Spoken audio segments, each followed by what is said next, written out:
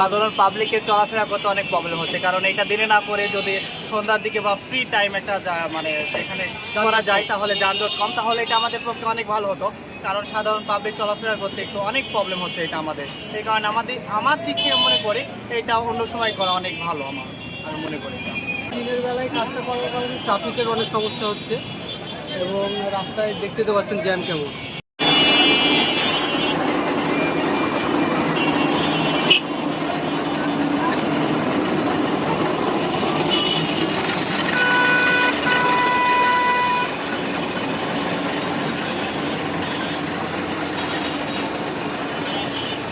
দিনে শুরু করেছেন কেন কাজটা? দিনেই চলছে, এটা তো রাত্রে করা না, রাত্রে কাজের মান ভালো হয় না।